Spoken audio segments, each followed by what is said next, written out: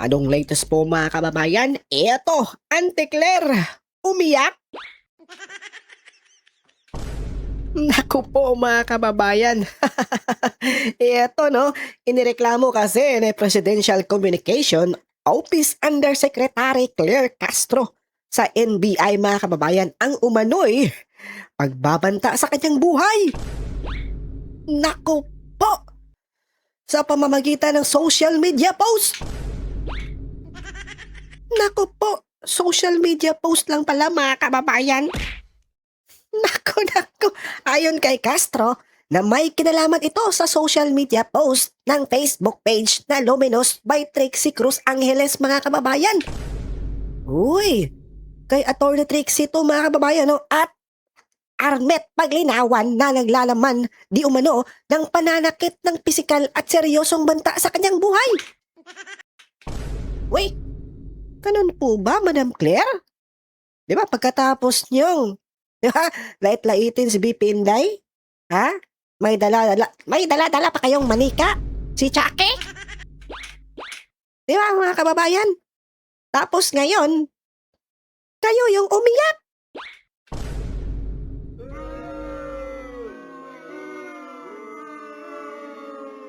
Di ba mga kababayan? Naku, kayo pa yung may ganang magreklamo sa NBI? At sabay-sabay pang inilabas ng mismong mainstream media po mga kababayan. Diba? Naku, eto.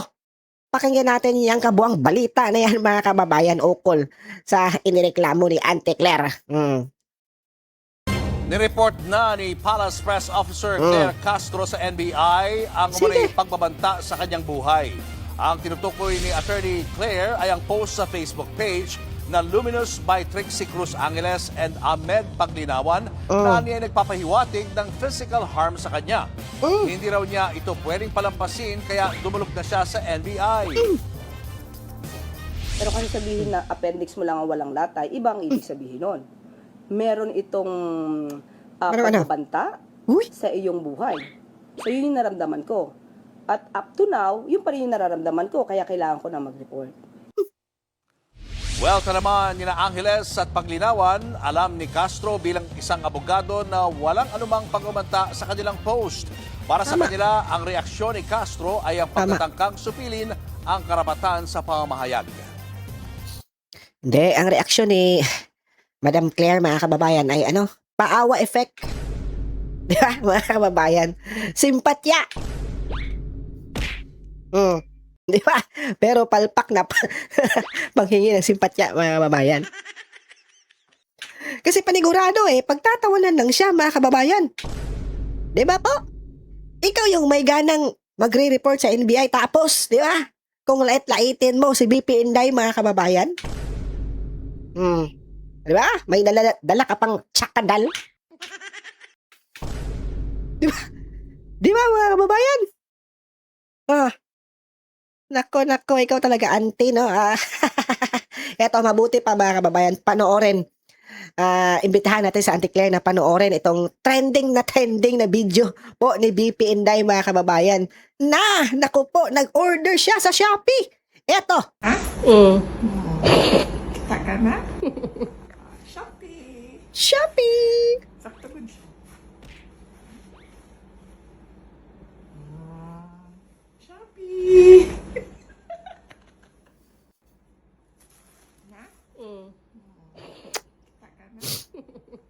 Shopee! Shopee! Sakto ko siya. Di ba? Kita nyo mga kababayan kung gaano kasimple yung ating susunod na Pangulo mga kababayan. Di ba? Auntie Claire. Naku po, di ba mga kababayan, galing Shopee yung tsinelas na BP Inday mga kababayan. Di ba? Tapos, yung iba dyan, sabihin na pakitang tao lang daw yung ginagawa ni Madam BP Inday. Naku po mga kababayan. Di ba? Inggit lang kayo. At eto pa mga kababayan, pakinggan natin ng mabuti itong matinding reaksyon ni Sir AB Hugalbot mga babayan ng Cebu kung paano niya kinantsawan itong ginagawa ni Auntie Claire mga kababayan. So, sige, basahin natin ano yung sinasabi niya na death threat, no? At pakinggan muna natin yung auntie ninyo. Bakit siya nag-file? Sige po, sige po. Go, Pinaparecord ko lang po, nire-report ko lang po, yung naging Facebook post ng Luminous by Trixie Cruz Angeles and Amet Paglinawan regarding dun sa threats na Threats? ilagay nila. Ito yung address sa akin. Sinabi kasi nila na kapag nilaglag ka ng humans mo, appendix at coccyx mo lang ang walang latay. Resulta ng mga pinagagawa mo.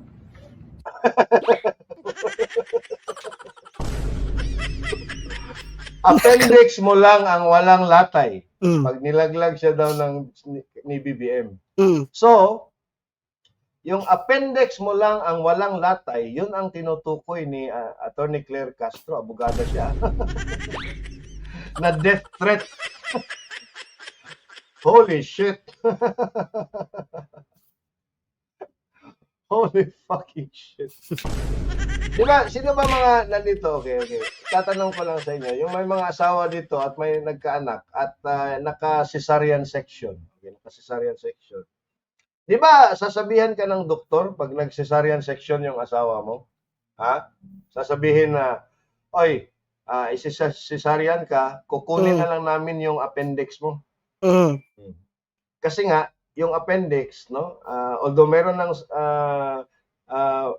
research findings ngayon na may silbi yan, but the prevailing school of thought in medicine is that yung appendix walang gamit talaga yan. Mm. At minsan ay nagdudulot pa ng peligro Tama. yung nag-inflame siya at pumuputok. Mhm. No? Marami nang namatay dyan. No? At malaki yung gastos dyan pagka Nako. pumutok na yung appendix mo at kailangan kang mag-undergo ng appendectomy, no? Tanggalin siya. So, tatanggalin na lang yan, no? Well, ano lang, no? I'm not saying na literal ito. This is just, ano ba yung tawag dyan sa figure of speech? Hyperbole ang tawag dyan. Yep, tama. No? Na Tama ka dyan. hindi naman literal na appendix mo ang walang latay. Paano ka magkakalatay? Tapos death threat daw yun. Sabi ni Claire, walang iya talaga. Alam mo, itong si Claire, hindi niya alam, no? Hindi naman death threat, grave threat. No, grave threat. Eh, yung bunganga ni Claire, yun ang talagang grave threat. Yun. Threat to the reputation of this country. Threat to the Tama. reputation of the office of the president, not the president himself, not the person. Threat to the dignity of the office that she represents, yung bunganga ni Claire. So, siya yung dapat ihabla. No? Siya yung dapat tanggalin. No? Walang Nagpaawa eh. Nagpaawa, boss. ano natin, let's continue. This is just about a few more seconds. So I really have to report this matter because if something happens to me, at least may nakareport po yung mga taong nagpapalutang ng ganitong klase mga grave threats. Yes po. At natatawa pa siya, no? It's like talagang sinadya niya at alam niya na wala namang ano yan, wala namang kaso yan kasi for we all know na mas may mga post pa na mas grabe dyan kina Attorney Trixie.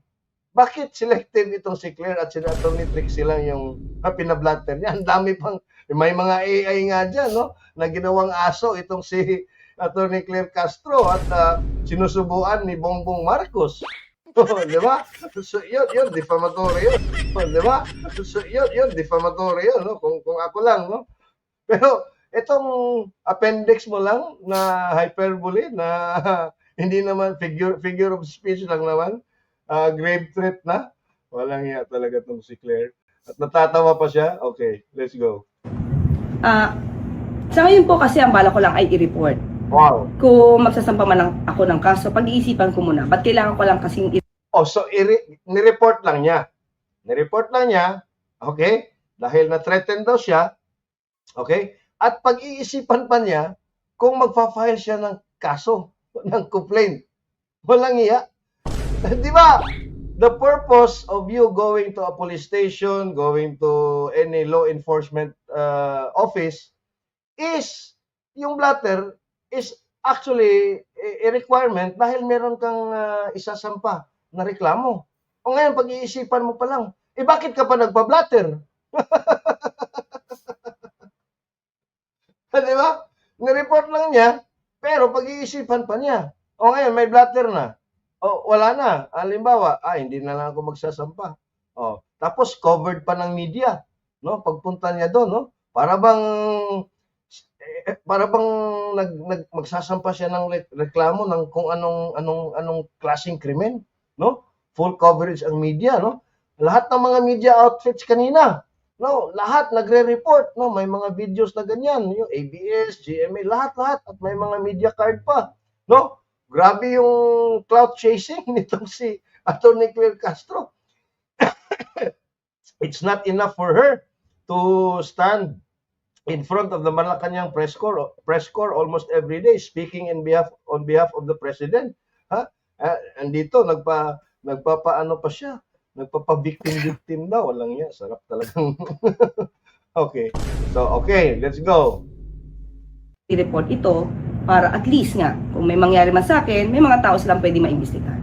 How do you feel now, ma'am, after seeing yung post po? At the time, of course, natakot ka. Wow! Kasi hindi ko naman sanay sa death threats. Death threat. Oh, so death threat pala talaga? So, hindi grave threats, ha? Talagang death threat para sa kanya? Yung Wait lang muna, Auntie Claire. Anong di sanay sa death threats? Di ba? Di ba, abogada ka, Auntie Claire? Di ba, mga kababayan? Yung mga abogada nga, di ba?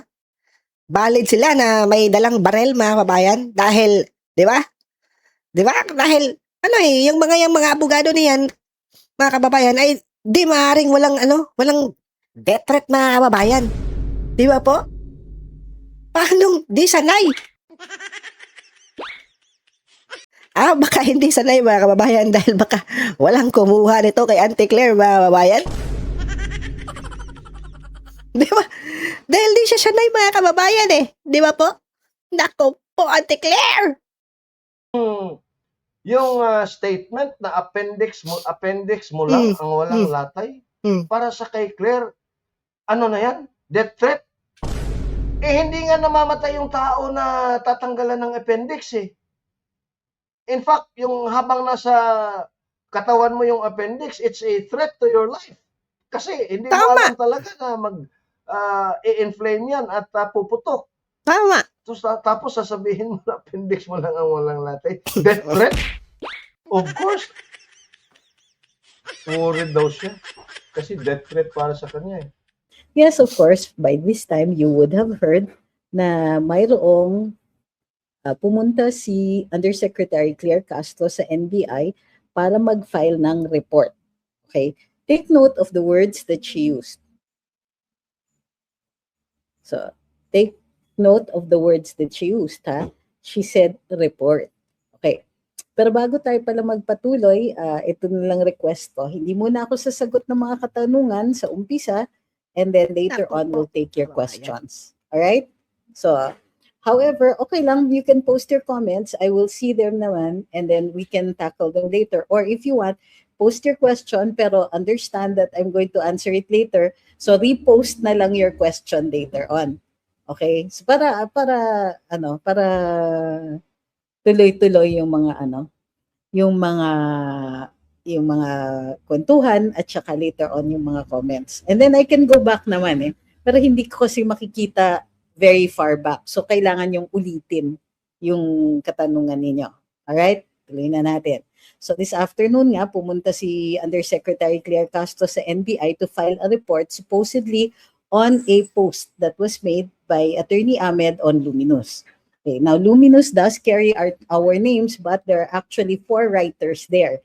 One is inactive, si JP, but the active ones are myself, Attorney Ahmed, and Adrian Pascual. Okay. Supposedly, she claims that the post was a amounted to a grave threat against her. So let's have a look at what exactly that post was about. So if I can find it. Sandali lang ha.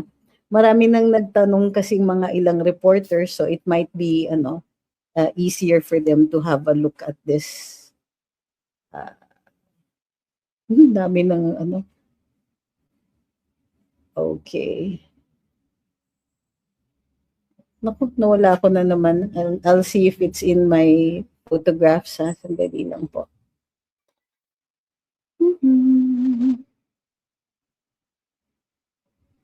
Ayan, I found it. All right. I'll just read parts of it that are possible for me to read.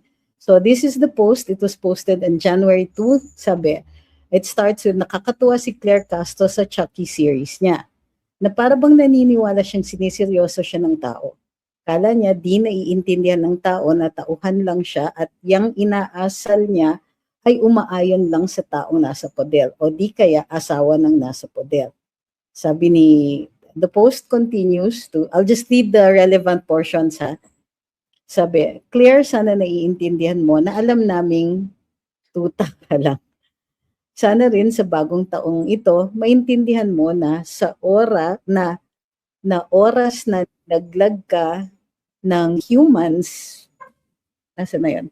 Ng humans mo, appendix at coccyx mo lang ang walang latay, resulta ng mga pinaggagawa mo. Alright. So, that's the relevant. Mahaba-haba pa yon, and it is still posted. Look for the January 2 post. So, according to her, it constitutes a threat, and therefore, she is reporting it to the NBI so that if anything happens to her, then kami daw ang tatanungin. Iimbestigahan daw kami. Now, certain media people have reached out to us for a comment. So what we did was we posted our own statement in Luminous, also the same place where she found allegedly saw the original statement made by Attorney Ahmed. So here is our statement, and I would like to read it to you. Undersecretary Claire Castro, as a lawyer, understands or ought to the crimes of grave threats defined in the revised penal code as committed when a person threatens another with the infliction upon the person, honor, or property of the latter or of his family of any wrong amounting to a crime. She is also aware that there is no threat of any sort in the post. Let's call this report what it is. So let's call this report what it is. An attempt to suppress speech and expression that is critical of the Marcos administration. Ms. Castro has been called many things in other posts, in other platforms, yet she never felt compelled to report any of them to the NBI. The writers on this page, however, have written many times about the failing of the current administration, with Attorney Trixie Cruz Angeles even speaking out in public fora. As a prominent government official, she has at her disposal the might of state forces to weigh in on her personal complaints, and she is clearly not too shy to use it. And on such basis, as persuasive as her absolute sole interpretation of a post, the context of which she could have asked for very easily. By making this report and publicizing it to the full extent that the resources of the PCO can, she intends an unmistakable chilling effect on others who post their opinions and criticism of public officials in the exercise of their official functions on social media. No surprise there, she is the very reason why our Constitution protects free speech and expression. All right. Let's deal with your frequently asked questions and with your comments as well. But let's start with the questions.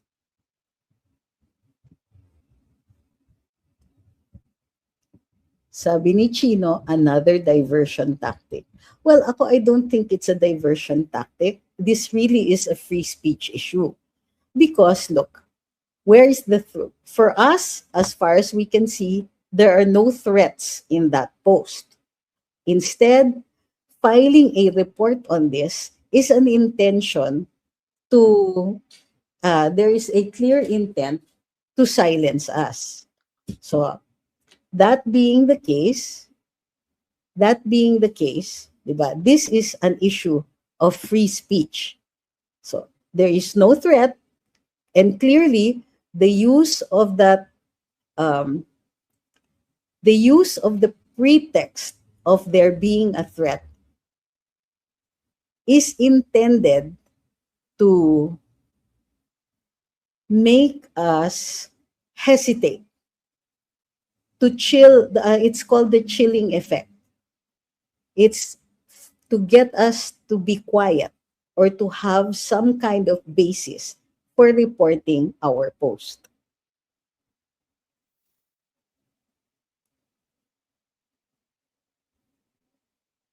Sabi ni Rafaida, tama po, attorney, pero malas lang niya na hindi ka nakakatakot, Auntie Claire. What a stupid stunt. Ay. Sabi ni Ferdinand, kahit anong ganda ng isang tao at talino, kung hindi niya nakikita ang paghihirap ng bayan, anong halaga ng pagiging Pilipino mo ang makabayan? O see, so the standard line, kasi yung mga trolls dito, iba-iba yung pangalan, pare-pareho yung sinasabi, makukulong ka na. So Itlog, that's the name of the person, the latest person who said makukulong ka na. I think your operator misinformed you. Either that o hindi ka nagpunta sa briefing o hindi mo binasa yung memo. Wala pong kaso. Hindi po nag-file ng kaso si Attorney Claire. She filed a report. Parang blatter po yan. So, hindi ko alam kung sinong kausap ninyo na magsasabi ng ganyan.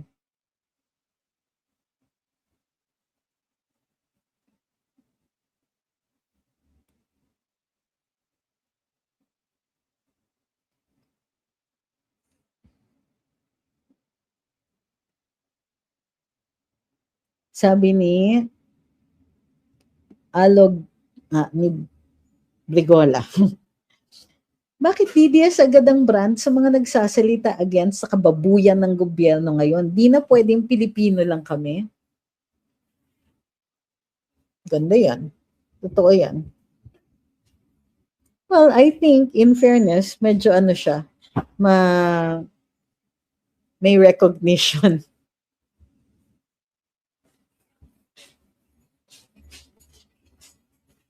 Sabi ni Gador, kapag ang kritisismo tinatawag na threat, delikado na. Public officials should face scrutiny, not criminalize it. Ang tunay na banta sa demokrasya ay yung paggamit ng state power para patahimikin ang ordinaryong mamamayan. Thank you, Gador. That deserves its own post also. Please post that.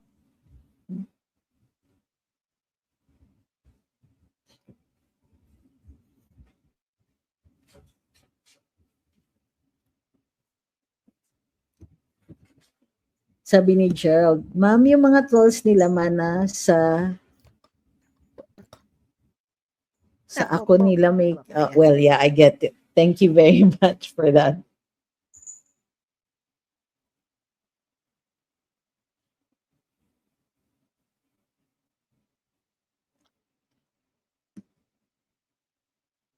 Sabi ni Ma'am Nia, binasa ko ang post na ni-report ni Auntie Claire. Hindi naman pananakot, wala lang reading comprehension.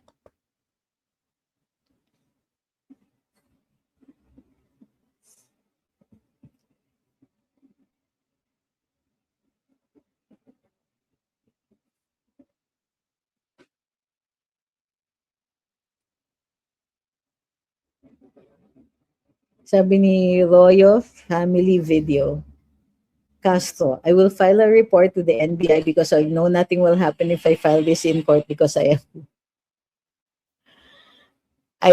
hear you.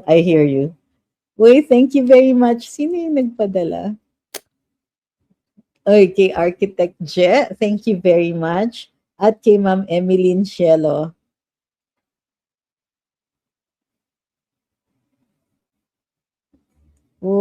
Kasi natapos. Oh, thank you very much. Okay, one aspect of the ano is achieved. Thank you po. So, dito sa TikTok, pag umabot tayo ng gift goals, mayroon tayong karaoke nights. Pero, hindi muna ngayon kasi I really need to get some sleep. I'm so sleep deprived.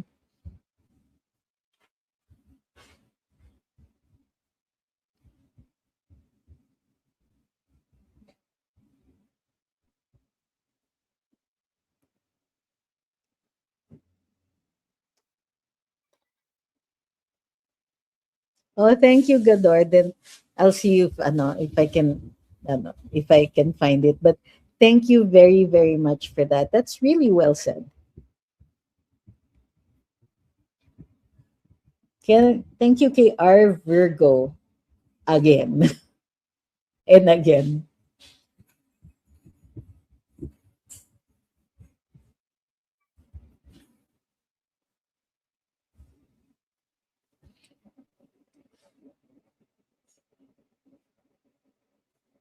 Sabi ni Maurice, anong tawag niyo doon sa unaliving threat ni Sarah? Free speech? First of all, that's VP Sarah to you. Second, actually, if there is no law that prohibits it, then yes, it is free speech. You see, there's two things. There's protected speech and there's unprotected speech. The rule is that all speech is protected. Well, all speech is allowed. But those that are unprotected speech, they can subject you to a case. So, ano yung sinabi ni VP Inday? If, when. So, itong cause and effect statement does not amount to a threat because it is subject to a condition that most likely will not happen. Now, you can argue that it is in the nature of a threat, but remember that in criminal cases, the presumption of innocence means that you have to come up with proof beyond reasonable doubt. And so, di ba, ako, ang tingin ko, by itself, there will be reasonable doubt. So yes, it is protected speech. Protected speech means that if it is challenged, then the constitutional guarantee applies to you.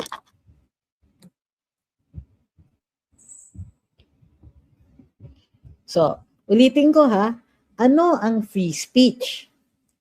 The rule is you can speak. The rule is you can say anything. But there is speech that is protected and there's speech that is not. When it is protected speech, then walang penalty. Pagka unprotected yan, posibleng may penalty after due process. Okay. So, right now, the presumption is free speech yun, protected speech yun. Kailangan kayo ang magpatunay na hindi ito protected speech. Paano nyo papatunayan yan? First, there has to be a law.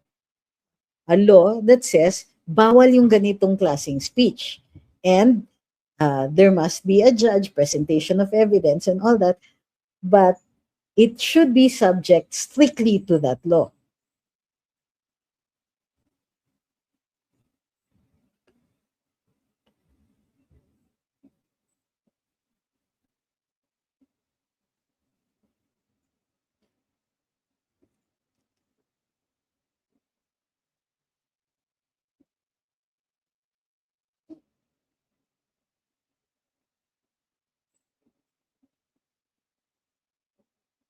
Sabi ni Michael, bakit pwede pa rin mag-vlog si Yusek Castro kahit tagapagsalita na siya ng Pangulo?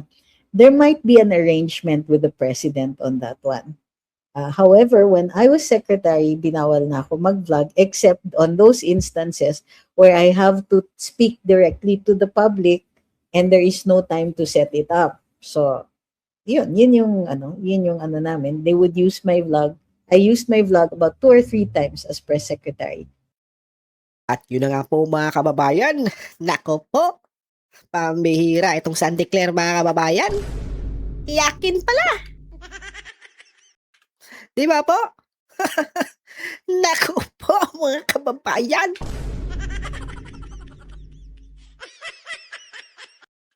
Ikaw, ano sa palagay mo itong pinagagawa ni Auntie Claire? Magkomento lang kayo sa baba, kabayan, at pag-usapan natin yan. At maraming salamat sa iyong panonood dito sa anong latest po. At huwag niyong kalimutang mag-subscribe mga kabayan. Naku po, God bless you.